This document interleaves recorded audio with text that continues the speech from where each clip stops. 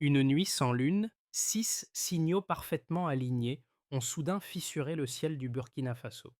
Pris séparément, ils semblaient en faibles, presque anodins, mais leur cohérence dessinait un décalage inquiétant, révélant comment des vibrations minimes peuvent masquer une pression prête à s'amplifier. Et si ce détail presque imperceptible, d'abord relevé par Ibrahim Traoré, indiquait que le pays était déjà observé bien plus attentivement qu'il ne l'imaginait, un basculement silencieux, sans fracas ni alerte visible, venait peut-être de commencer.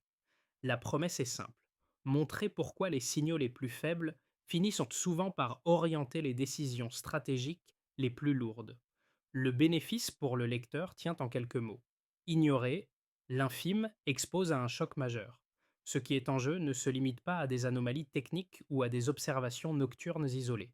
Lorsqu'un territoire interprète mal ses indices, il crée un vide d'analyse où des pressions extérieures peuvent s'installer sans résistance immédiate. Les signaux deviennent alors des tests, non du hasard, mais de la capacité d'un État à comprendre ce qui le traverse.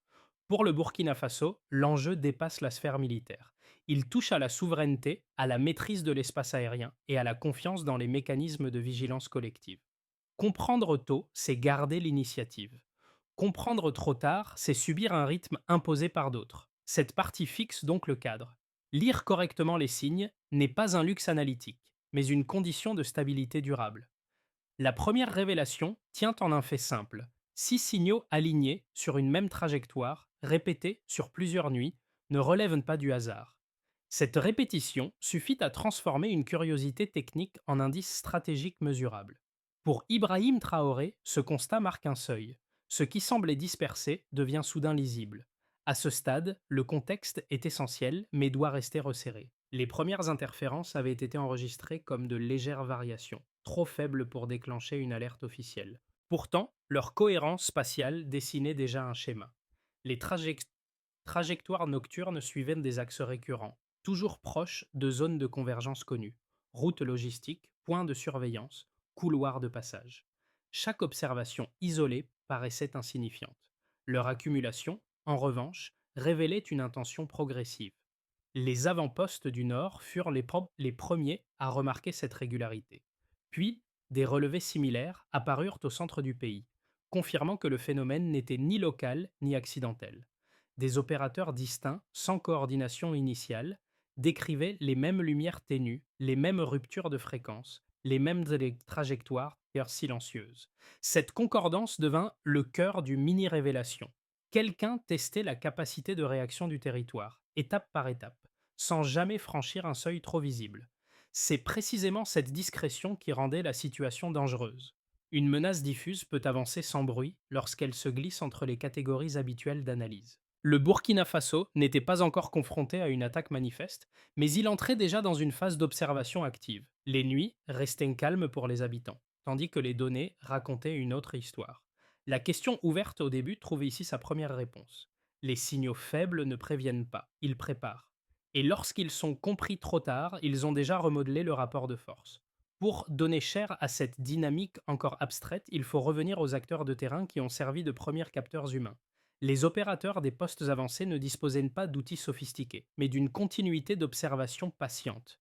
Leur rôle a basculé lorsqu'ils ont cessé de consigner des anomalies isolées pour relier des faits apparemment sans lien.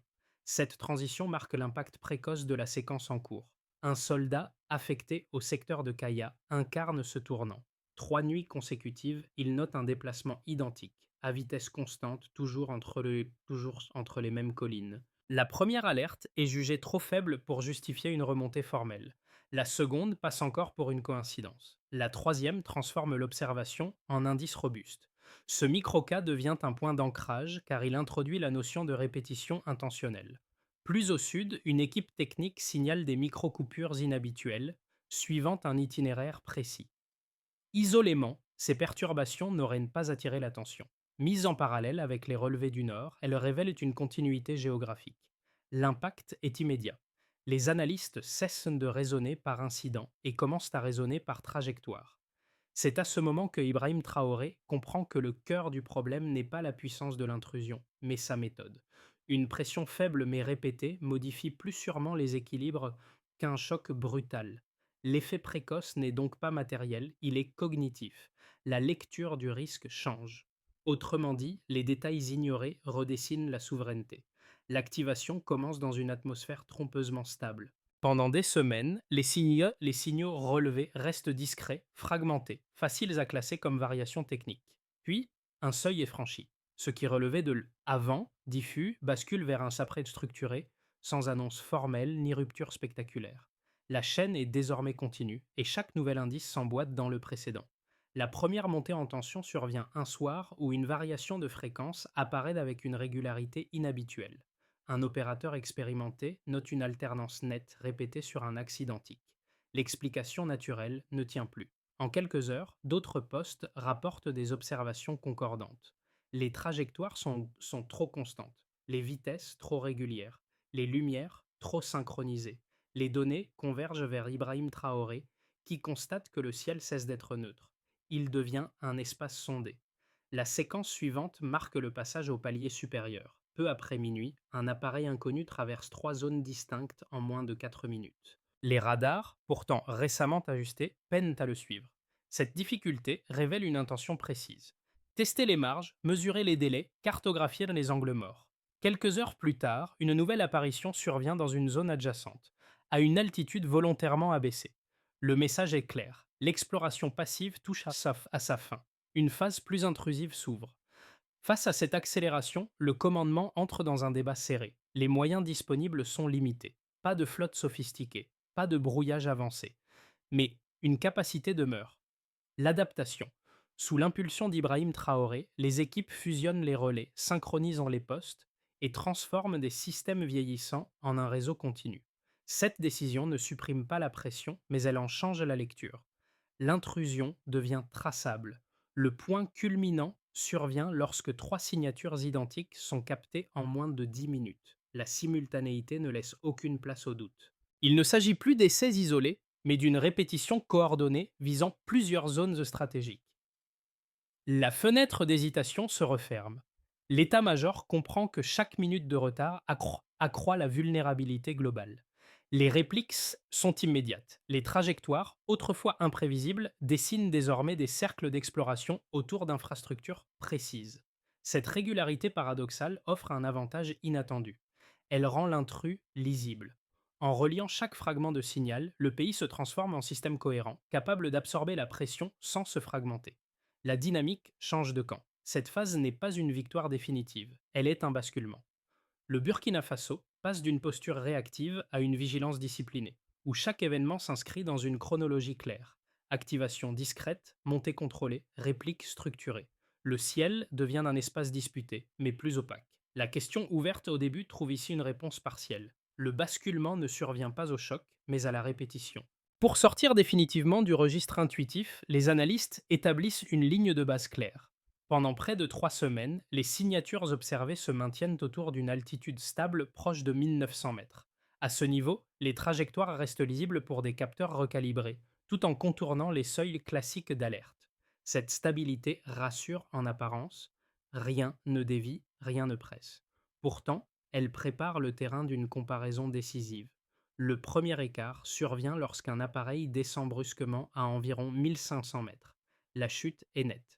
Elle réduit la marge d'erreur pour l'intrus et accroît sa visibilité. Mais elle contourne aussi les réglages récents. Cette variation altimétrique, modeste en chiffres, modifie toute l'équation opérationnelle. Elle indique un ajustement tactique en réponse directe au calibrage burkinabé. Pour Ibrahim Traoré, le message est sans ambiguïté.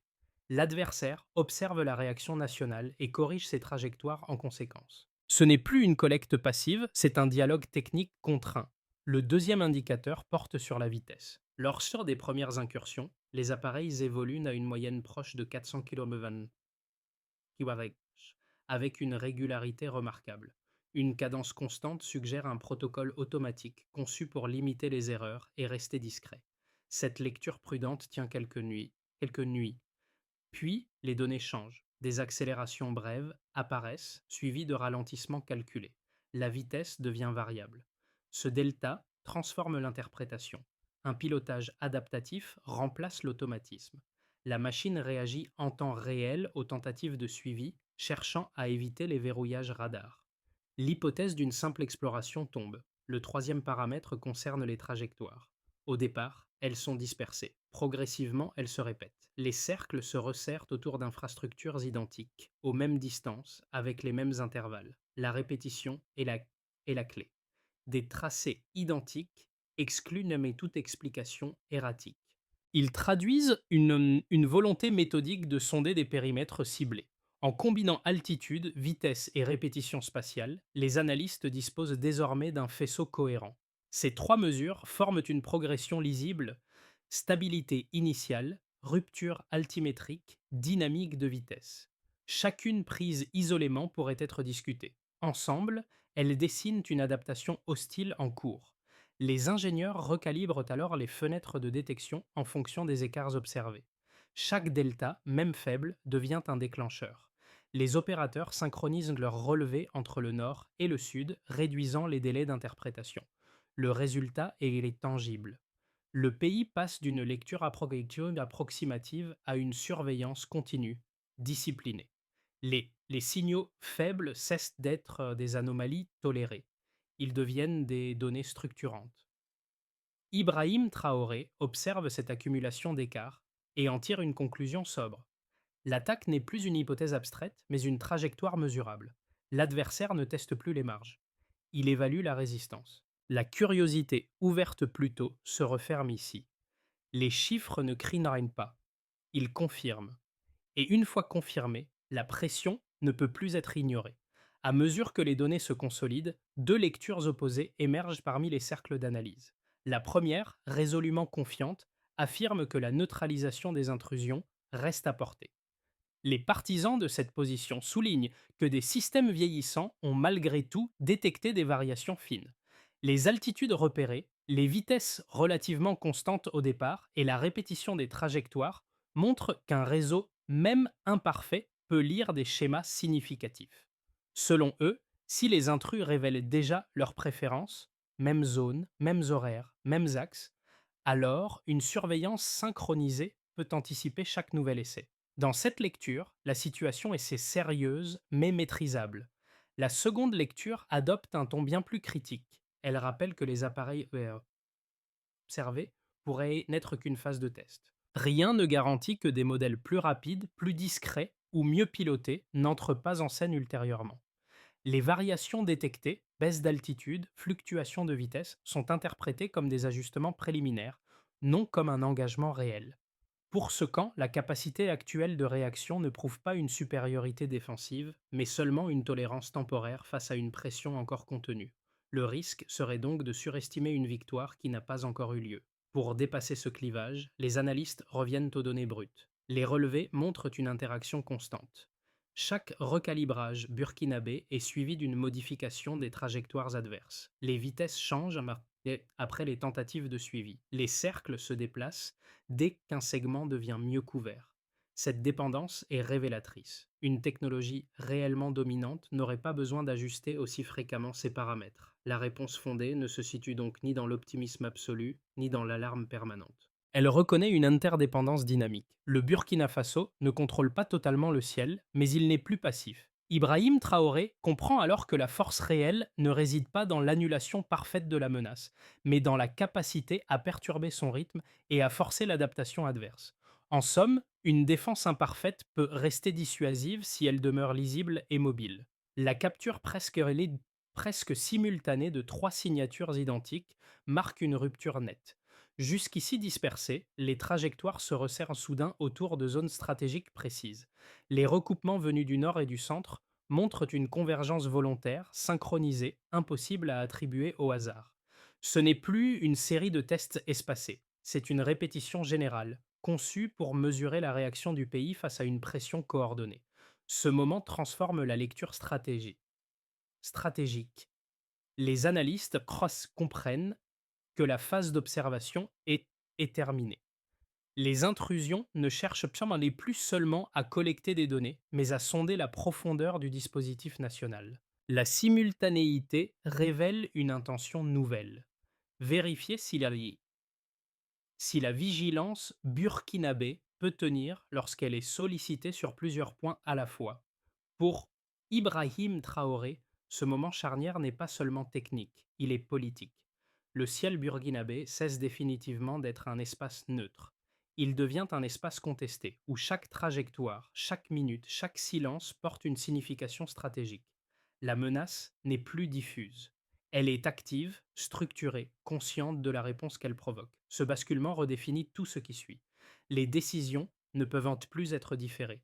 La question n'est plus de savoir si le pays est testé, mais jusqu'où l'adversaire est prêt à aller pour évaluer sa résistance. La curiosité, ouverte plus tôt, trouve ici son point de bascule. L'observation s'est muée en pression. Lorsque la nature coordonnée des intrusions est confirmée, les effets se manifestent rapidement dans 4 sphères clés du Burkina Faso. La pression aérienne cesse d'être une abstraction technique pour devenir un facteur structurant, capable de modifier les comportements institutionnels, économiques, sociaux et régionaux. Ibrahim Traoré comprend alors que chaque minute de latence peut créer une faille exploitable. La vigilance doit changer d'échelle. La première sphère touchée est celle des institutions. La convergence des trajectoires révèle des décalages dans la coordination entre relais. Des délais minimes, tolérables en temps normal, deviennent critiques lorsqu'une pression simultanée s'exerce. Les autorités recentrent donc la chaîne décisionnelle autour d'un noyau resserré, capable de diffuser des instructions sans distorsion. Cette centralisation améliore la réactivité, mais expose aussi une dépendance accrue à des infrastructures vieillissantes. L'impact institutionnel est double.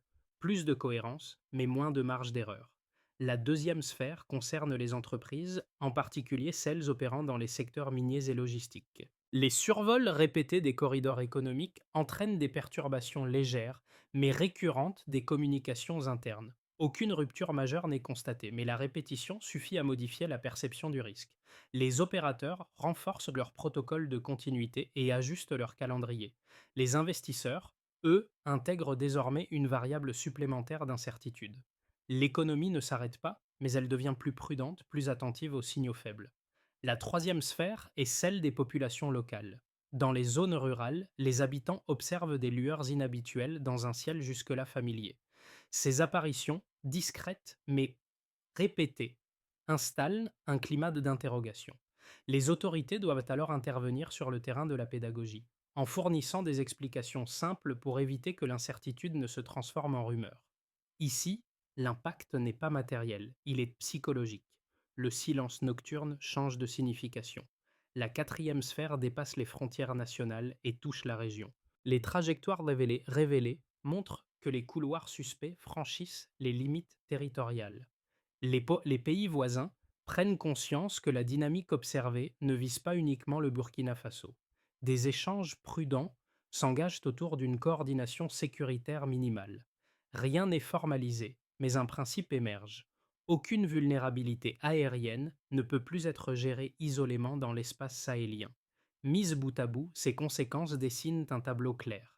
L'intrusion n'est plus un épisode technique circonscrit. Elle redéfinit la manière dont l'État agit, dont les entreprises s'organisent, dont les citoyens perçoivent leur environnement et dont la région envisage sa souveraineté partagée. Ibrahim Traoré voit dans cette phase un signal décisif. La pression aérienne, même diffuse, possède un pouvoir de transformation durable. La curiosité ouverte à ce moment charnière se referme ici.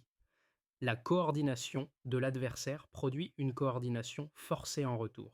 À partir des données accumulées et des adaptations déjà observées, 3 scénarios plausibles se dessinent pour les 6 à 12 mois à venir. Aucun ne relève de la spéculation abstraite. Tous prolongent des dynamiques déjà visibles, avec des intensités différentes. Pour Ibrahim Traoré, penser en scénario devient un outil de stabilité, non un exercice théorique. Le scénario de base repose sur une continuité sous tension. Le Burkina Faso poursuit l'ajustement progressif de son réseau de surveillance en s'appuyant sur les écarts mesurés. Les seuils d'alerte sont affinés, les délais de réponse raccourcis et les intrusions persistent sans franchir un seuil d'escalade ouvert. La pression reste diffuse mais contenue. L'avantage de ce scénario est la prévisibilité relative. Son risque réside dans l'usure. Une vigilance prolongée sollicite durablement des moyens limités. Le scénario optimiste suppose une prise de conscience régionale plus rapide. Les couloirs transfrontaliers identifiés favorisent des échanges techniques entre États voisins. Sans alliance formelle, une coordination minimale se met en place, réduisant les zones aveugles. Le partage de données non sensibles élargit la couverture et rend les incursions plus coûteuses pour l'adversaire. Dans ce cadre, la fréquence des intrusions diminue, non par dissuasion frontale, mais par perte d'efficacité. La pression ne disparaît pas, elle se déplace. Le scénario le plus contraignant apparaît si des acteurs extérieurs décident d'introduire des appareils plus rapides, plus discrets ou mieux pilotés. Les mécanismes actuels restent pertinents, mais leurs marges se réduisent fortement. Les ajustements deviennent réactifs plutôt qu'anticipatifs. Chaque retard, même bref, crée une fenêtre exploitable. Le risque n'est pas l'effondrement soudain, mais une saturation progressive de la chaîne décisionnelle. Face à ces trajectoires possibles, une recommandation de méthode s'impose. Ne pas figer la lecture du présent. Les scénarios ne servent pas à prédire, mais à éviter l'aveuglement. Pour Ibrahim Traoré, maintenir plusieurs horizons ouverts permet de conserver l'initiative intellectuelle, même sous pression. C'est cette souplesse analytique qui conditionne la capacité à durer. À mesure que la séquence se prolonge, ces effets deviennent perceptibles à hauteur d'individus. Les mêmes données techniques produisent des expériences différentes selon la place occupée dans la société. Cette translation du stratégique vers le vécu façonne trois sensibilités distinctes, qui conditionnent la stabilité collective bien au-delà des centres de commandement. Le premier groupe est celui des techniciens et opérateurs. Leur rôle change de nature. Ils ne sont plus de simples exécutants chargés de relever des anomalies, mais les premiers maillons d'une chaîne de souveraineté. Chaque signal consigné peut déclencher une décision plus large. Cette responsabilité accrue modifie leur rapport au temps et à l'erreur. La routine disparaît au profit d'une vigilance continue, où la précision devient une forme de protection nationale. La pression est forte, mais elle donne aussi un sens nouveau à leur mission. Le deuxième groupe rassemble les citadins, étudiants et cadres régionaux. Eux n'observent pas directement les trajectoires, mais cherchent des repères pour comprendre ce qui se joue. Leur besoin principal est la lisibilité. Lorsque les autorités expliquent ce qui change, pourquoi et dans quelles limites, l'incertitude reste contenue. A l'inverse, le silence informationnel alimente les rumeurs. Pour ce public, la stabilité émotionnelle dépend moins de la menace elle-même que de la clarté du récit collectif. Le troisième groupe concerne les habitants des zones périphériques. Leur expérience est indirecte. Ils ressentent surtout les conséquences des ajustements. Réorganisation de certains relais, passages inhabituels, interventions ponctuelles. Leur attente centrale est la continuité des services essentiels. Tant que celle-ci est assurée, la confiance se maintient. Ces trois regards montrent qu'une même pression peut fragmenter ou souder. Ibrahim Traoré l'intègre progressivement. La résilience ne repose pas uniquement sur des capteurs, mais sur la capacité à relier données, décisions et perceptions humaines. La phase suivante impose un changement de logique. Il ne s'agit plus de répondre à chaque intrusion comme à un événement isolé, mais de bâtir une architecture capable d'absorber une pression prolongée. Ibrahim Traoré privilégie alors une méthode fondée sur la continuité, la mesurabilité et la discipline collective. La solution n'est pas spectaculaire, elle est progressive. La première étape consiste à centraliser la fusion des données. Tous les flux issus des postes avancés convergent vers un circuit unique. L'objectif est simple, réduire le temps entre détection et interprétation. Le critère d'évaluation n'est pas la quantité d'informations, mais la fluidité de leur circulation. Moins de relais intermédiaires signifie moins de distorsions. La deuxième étape vise le recalibrage adaptatif des capteurs. Les ingénieurs ajustent les plages de détection à partir des écarts déjà observés. Cette démarche évite deux pièges opposés, la cécité face aux signaux faibles et la saturation par de faux positifs. Le succès se mesure à la stabilité des alertes pertinentes dans le temps. La troisième étape porte sur la standardisation des rapports de terrain. Chaque anomalie est décrite selon un format strict, partagé par tous les postes. Cette homogénéité réduit les interprétations divergentes et accélère la prise de décision. La cohérence devient un multiplicateur de vigilance. La quatrième étape élargit l'horizon avec une coopération régionale minimale. Des échanges de données non sensibles sur les couloirs aériens sont proposés aux États voisins. Sans créer de dépendance formelle, cette ouverture étend la couverture et réduit les angles morts. Le progrès se mesure au nombre de zones frontalières observées simultanément. Ces étapes, combinées, transforment une réaction fragmentée en stratégie durable. Ibrahim Traoré en tire une ligne directrice claire. La souveraineté ne se défend pas par un geste unique, mais par une capacité à tenir dans le temps. En revenant nos premières nuits, tout ramène à une image simple. Un soldat Akaya observant, 3 soirs de suite, la même trajectoire silencieuse entre deux collines. Ce geste discret, presque ignoré, est devenu l'un des points d'ancrage d'une lecture nationale plus large. Les micro-coupures, les lueurs faibles, les variations ténues ont cessé d'être des détails techniques pour former une mémoire collective.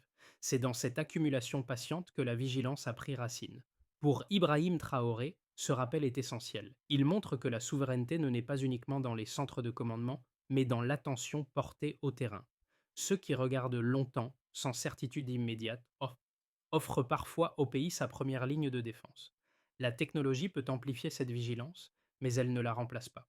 Les collines, les vallées et les couloirs aériens modestes dessinent désormais une géographie intérieure chargée de sens. Chaque signal ignoré hier devient un enseignement aujourd'hui. Le Burkina Faso avance avec cette leçon intégrée à ses méthodes autant qu'à son imaginaire stratégique. La phrase qui s'impose est simple, le ciel ne ment jamais. Et lorsqu'un pays apprend à le lire collectivement, même les pressions les plus discrètes cessent d'être invisibles. La séquence retracée ne raconte pas seulement une série d'intrusions aériennes ou d'ajustements techniques sur techniques. Elle montre comment un pays peut se redéfinir en apprenant à lire les signaux qui traversent son ciel. Cette vigilance n'appartient pas uniquement aux institutions. Elle se construit aussi dans la manière dont chacun observe, questionne et partage ce qu'il perçoit.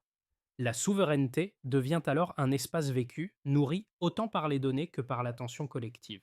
Le rôle du public est discret mais essentiel. Comprendre les enjeux, même de façon partielle, permet d'éviter que l'incertitude ne se transforme en peur diffuse. Un regard informé contribue à maintenir un cadre commun où les défis peuvent être discutés plutôt que subis. Cette compréhension partagée renforce la stabilité autant que les dispositifs techniques. La question reste ouverte, volontairement. Elle n'appelle pas une réponse immédiate, mais une posture durable. Comment, à votre échelle, percevez-vous les signes qui annoncent un changement? En y prêtant attention, vous prolongez cette vigilance silencieuse qui, dans l'ombre, continue de protéger l'essentiel.